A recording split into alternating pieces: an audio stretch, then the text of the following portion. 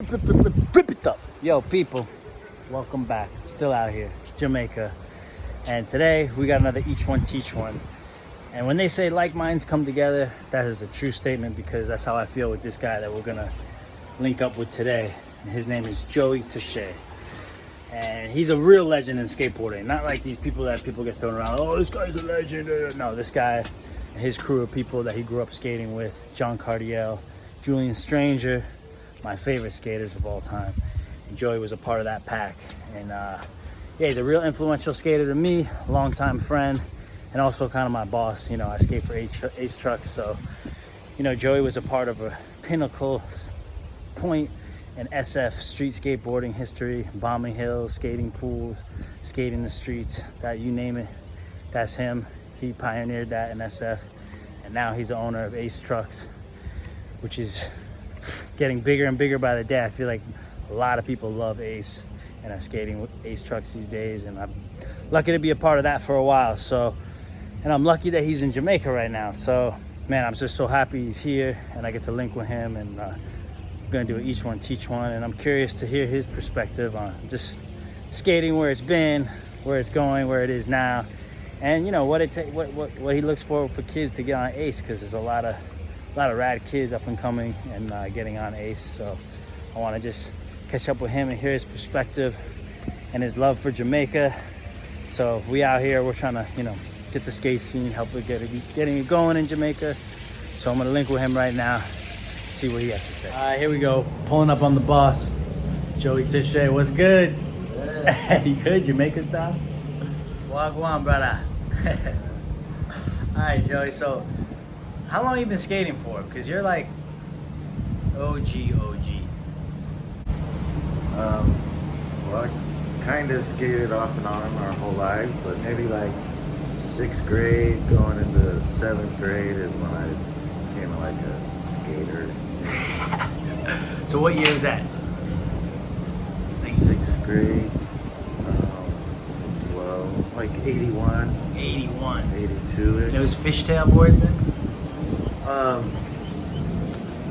Yeah, I mean, they had shape boards, you know, but like my first real skateboard was like a cab, mini cabs, and Dwayne Peters, and what else did I have way back?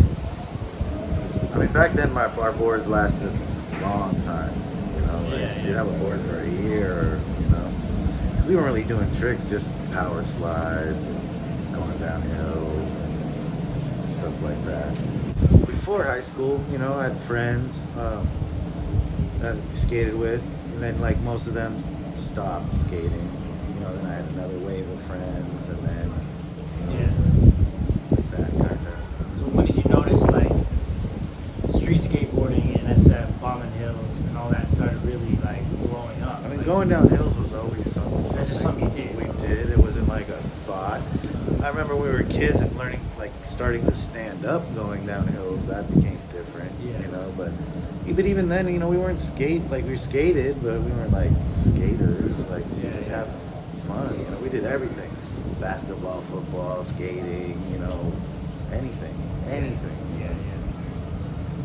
And so, when did you notice? Because I feel like for me as a kid growing up, SF seemed like one of those places, like a destination in skateboarding. Like, when did you know? It kind of became a mecca in skating. Well, yeah, totally. Well, like, I mean, once I like wanted to skate, then we started like, you know, learning to slap curbs. We always wanted to try to find ramps and pools, and so that was like, you know, anything that was skatable, or looked skatable, we just went at it, you know. Kind of, I don't really like, you know, older dudes would bring us to like banks, you know, and things that were transition or sometimes ramps. Our cousin, which is Raven's dad's brother, he roller skated, and he used to take us to skate parks and to ramps, and you know, he's a lot older, so he had a car, so he would take us with him. So I got to skate a lot of places and actually meet people that way, you know, like from him going to these ramps and places there'd be skaters, so we'd link with them, you know, and friends. And what about some of the early people I met, that way, I met Solomon, Pagan, Simon Woodstock, and Ray Barbie, and like Joe Spolero, John Fabriker, those and Tommy, Jim, Mickey, like a whole bunch of just Keith Mead, Ricky Windsor, like those are all people I met when I was kids that later when I got good they remembered you, like, oh hey, Yeah. stuff like that. A random question for someone that skated from the 80s. What do you think is the biggest difference from then to now? There's a lot of big differences, but what do you think is something that you miss from skating, or that's a big difference that you don't see anymore in skating today? It used to be, if there was a skater, you knew him or knew of him. That was the kind of the difference. So like even maybe you not even like the people necessarily, but they skated, you kind of were cool with them. Now everybody skates, so it's kind of just... It's just a more normal thing. Like you would never see somebody's mom hanging out at the ramp or at, the curb or your skate spot, their dad coaching you along. You have that now. So like the parents guiding kids into skating was just the acceptability of it. Yeah, it's just new. It's not necessarily bad, it's just different. Yeah. Kids won't know or care, I used to walk 30 miles in the snow to school. Like, that shit. Like, Yeah, I've done stuff like that. Yeah, who cares? Yeah. We're dealing with what's now, I mean, skating's always going to progress and get gnarly and gnarlier. Whatever people think of, they'll start doing it. But, the gnarly shit that people have done is documented. So, kids are already advanced from, because we started skating. I never saw video or magazines. We just did it for the joy of it and naturally progressed, like just figuring it out. And later, once you start seeing stuff, go faster. Kids, it's just more of an advantage because they could see skating. Like, we had to go to contests to see skating. Yeah. That's when It's hard to find you skating. see a bunch of people in one spot doing stuff, and then you learn. Like, so now people watch videos and skate parks. And so, how long you been doing Ace now? 07, 13 years. You've been in skating for so long. You skated probably. All the details of trucks, being a truck sponsor owner. So, was there some goal, like specific goal you have with Ace to like enhance turning or skating on like certain trucks? Yeah, like,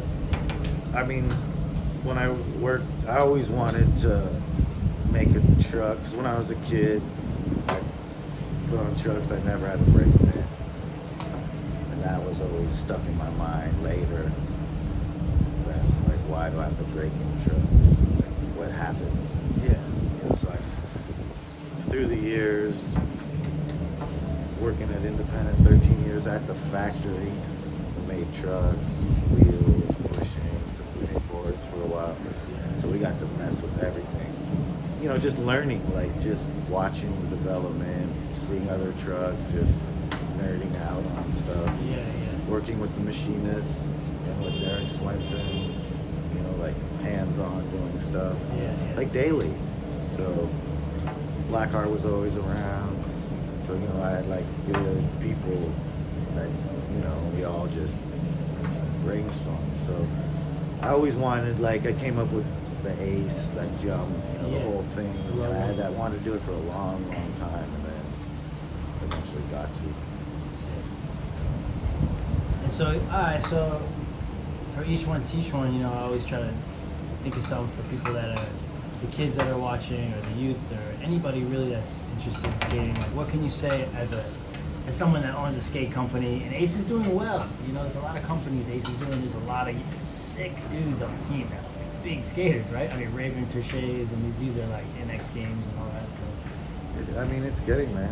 So what do you say to the kids that like would want to get sponsored by Ace, or want to get sponsored as a skateboard owner, company owner? Well, a lot of it is like, if you're ripping, like on a level of where you're good enough to be sponsored or more, we'll hear about you. You know? We'll know. Yeah, you'll know because you know when people. Especially you can't miss it with Instagram and stuff. I mean, all the posts, you know, like, but just, you know, it's a little bit hasn't changed in the sense how it used to be. You know, you go to the town or you hear of a town, like, who's that dude from there? You know, like, you'll find the local Ripper dude. And so that still is, you know, prevalent within skating. Like, those dudes surface, you know, and then you start to hear about them and stuff. So, I mean, it sucks that money is involved, but if you're not, like, doing something to promote, to benefit, you know, because it's only going to benefit you if you're a pro to promote yourself and brands and do all that stuff. You know, there's just different levels. Yeah. And I guess, well, any last words of wisdom from OG that you could say, like, about skateboarding, if you want to get sponsored or if I you mean, just after love you it? skate, you just love what you do and enjoy doing it. You know, it'll just come naturally. Like, you don't have to really, you know, try to put yourselves in the situations to be seen, you know? Yeah. But if you don't love what you're doing, it's not gonna, you know. Especially with skateboarding. And, you know, like, a lot of people take, you know, we have a lot of friends that were way better than all of us, but as soon as they got hurt, like, for real the first time, like, broke something real, they quit. Like, fuck this. Yeah. You know, and they were, like, so far better than the rest of us, but, you know, one injury down, you know, like, fuck that. You know, so there's just different levels of... You gotta love it past love. It's past the love, past the hate. You know, I It's like life. it when you see the kid, he got a broken arm, he's still out there skating. That's the kid that's gonna be skating when he's Gonna be 50. skating, or you see a girl. I seen a girl with a broken leg and a cast and a crutch out there trying to skate. I was like, That's a skater. You're like, that's a skater. she's gonna skate forever. Yeah. And that's when you know you got the disease, as we call Yeah, it. yeah, exactly. Because there's not gonna stop you from skating. You're gonna do it, want to do it, have to do it. All right, Joey. Big up, man. Yeah, Happy man. to be out here in Jamaica Yeah, with you. brother, bless. Yeah, Likewise. respect, love, bro. Yeah. All right, Joey.